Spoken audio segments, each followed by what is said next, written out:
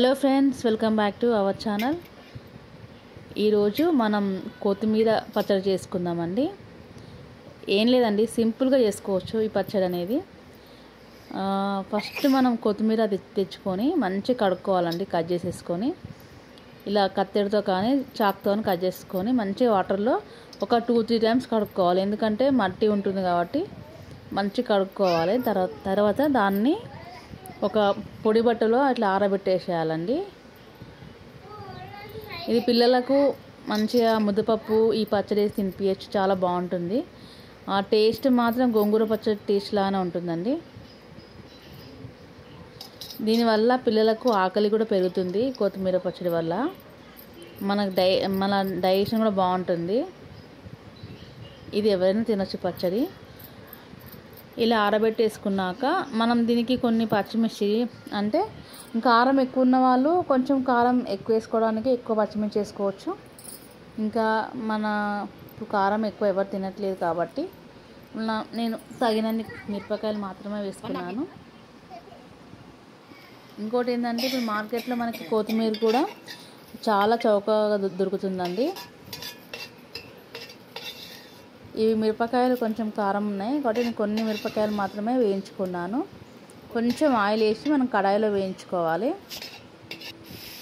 అలానే ఈ కొత్తిమీర కూడా దాంట్లో వేసేసుకోవాలి. కొత్తిమీర ఏంటంటే, కొత్తిమీర నుంచి వచ్చే వాటర్లోనే కొత్తిమీర మొత్తం ఉడికిపోవాలండి. మనకి ఈ ప్రాసెస్ చేయడానికి ఎక్కువ కొత్తిమీర ఉంది కాబట్టి మినిమం ఒక 15 నిమిషాలు పడుతుంది. ఆ వాటర్లోనే మొత్తం ఇట్లా ఉడకాలి కొత్తిమీర. ఇంకోటి, ముందుగానే నేను చింతపండు కూడా ఉడకబెట్టేసుకున్నాను.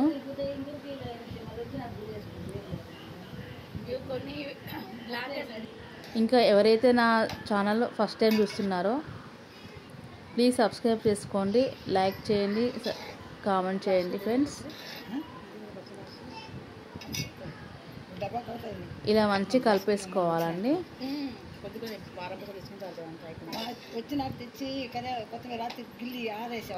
మనం కొంచెం సాల్ట్ యాడ్ చేస్తే మంచిగా కొంచెం జల్దీ మగ్గుతుందండి. నేను కొంచెం సాల్ట్ యాడ్ చేశాను దీంట్లో.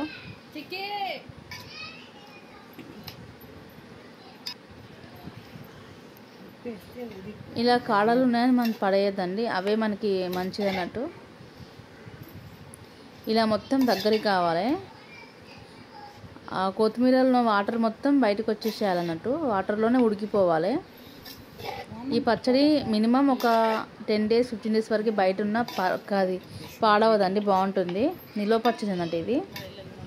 దీనికి కావాల్సిన పదార్థాలు ఏంటంటే, కొత్తిమీర, కొంచెం పచ్చిమిర్చి, చింతపండు, దాంట్లో వెల్లుల్లిపాయలు, తగినంత ఆయిల్, తగినంత సాల్ట్, ఇంకా తాలింపుకి పోపు వేసుకోవచ్చు.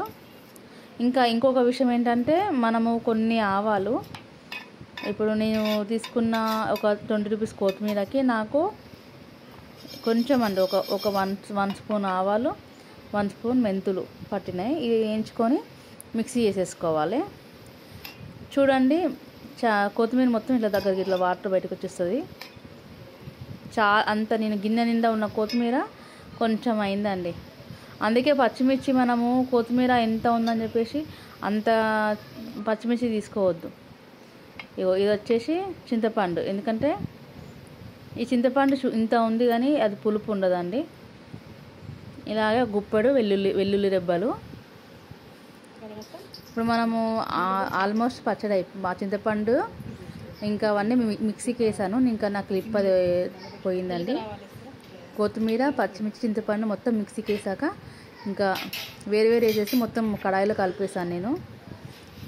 అందులోనే మనం వెల్లుల్లి కూడా లైట్గా వేయించుకొని వేసేసుకున్నాము. ఇంకా లాస్ట్ తాలింపులో ఒక గిన్నె పెట్టేసి దాంట్లో ఫస్ట్ జీలకర్ర, ఆవాలు వేసేసుకొని దాంట్లో ఇంగువ కూడా యాడ్ చేసుకోవాలి. అలాగే ఎండుమిర్చి కూడా వేసేసుకోవాలి. ఈ ముద్దపప్పు చేసుకున్నప్పుడు మాత్రం ఈ పచ్చడి ఎంత బాగుంటుందంటే మీరు ఇంట్లో ట్రై చేయండి. సేమ్ గోంగూర పచ్చడి లానే ఉంటుంది. ఇది ఇంకా చాలా హెల్తీ కదా పచ్చడి. మనకి ఆకుకూరలు మొత్తం హెల్తీ అన్నట్టే. మనం కర్రీలో వేసేస్తే కొత్తిమీర తీసి పక్కన పడేస్తారండి. ఇలా అయితే మనకి కడుపులోకి వెళ్ళిపోతుంది పచ్చడి ద్వారా. ఇలా మంచిగా వేయించుకున్నాక ఈ పచ్చడి మొత్తము కడాయిలో ఇప్పుడు ఇంకో దీంట్లో నేను లాస్ట్లో మన మెంతులుని ఆవాలు వేయించుకొని పొడి చేసుకున్నది కలిపేసుకున్నాను. దీన్ని మనం ఇలా కలిపేసుకోవాలి. ఇంకా సాల్ట్ కూడా నాకు పట్టింది.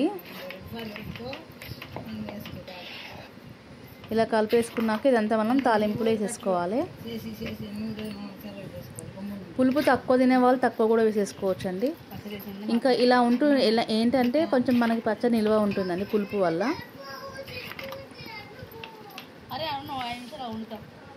ఇంతేనండి, కొత్తిమీర పచ్చడి రెడీ అయినట్టే. మనం ఎల్లిపాయలు కూడా లైట్గా వేయించుకొని అవి మాడ ముందుకే వేసేసుకోవాలి. ఇది ఈ పచ్చడి ఏంటంటే తిరుపతి స్పెషల్ పచ్చడి అండి, కొత్తిమీర పచ్చడి. మా పక్కన ఆంటీ వాళ్ళు పెడితే అంటే ఆ టేస్ట్ బాగా నచ్చి మేము ఆంటీని అడిగి ఈ పచ్చడి చేశానండి. పిల్లలు కూడా మంచి ఇష్టంగా తిన్నారు, దోశలోకి కానీ చపాతీలోకి కానీ రైస్లోకి కానీ.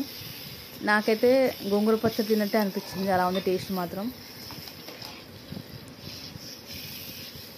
అంతే ఫ్రెండ్స్, నా ఛానల్ని సబ్స్క్రైబ్ చేసుకోండి.